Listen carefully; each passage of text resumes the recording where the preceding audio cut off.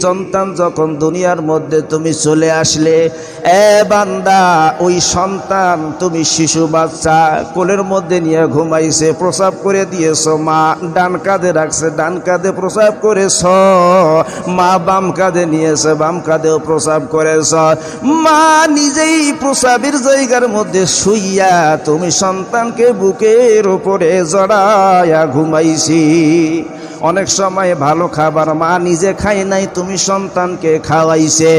এমন মা এমন বাবার সঙ্গে বান্দা যেন তোমার আচরণে, তোমার ভাবভঙ্গিমায় তারা যেন কষ্ট না পায়, তারা যেন অসন্তুষ্ট না হয়। আমি আল্লাহ রব্বুল আলামিন আমার ইবাদতের পর আমি আল্লাহ নির্দেশনা দিলাম। মা বাবার মহব্বতটা কেমন? দুনিয়ার মধ্যে যদি আপনাকে কেউ ভালোবাসে, মহব্বত করে, এর মধ্যে একটা স্বার্থ লুকিয়ে থাকে। যে যতই মহব্বত করুক, যতই ভালোবাসুক, পেছনে একটা স্বার্থ লুকিয়ে আছে। আর পৃথিবীর মধ্যে যদি কেউ নিঃস্বার্থে ভালোবাসে, সেটা হলো একমাত্র পিতামাতা। কোন সুবহানাল্লাহ। পিতামাতার মহব্বতটা কেমন? বাবা সন্তানকে স্কুলে নিয়ে যায়, বৃষ্টির পানি পড়তেছে, বাবা সন্তানের মাথার উপরে ছাতা ধরেছে যেন সন্তান বৃষ্টির মধ্যে ভিজে না যায়। বাবাই বৃষ্টির মধ্যে ভেজে কিন্তু সন্তানকে ভিজতে দেয় না। রোদ লাগলে আমারে লাগুক, সন্তানকে লাগতে দেয় না। মায়ের মহব্বতটা কেমন?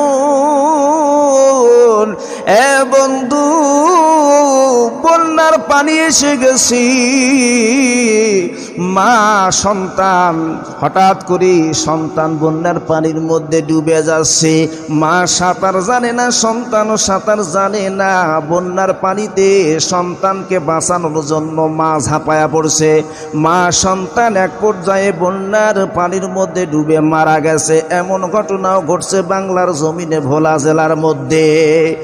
এ বন্ধু, আগুন লেগে গেছে বাসার মধ্যে, সন্তান আগুনের ভেতরে, সন্তানকে বাঁচাইতে যাইয়া মা আগুনের মধ্যে ঝাঁপ দিয়েছে। আগুনের মধ্যে সন্তান আগুন থেকে বেঁচেছে, কিন্তু মা আগুনের মধ্যে জ্বলে মারা গেছে।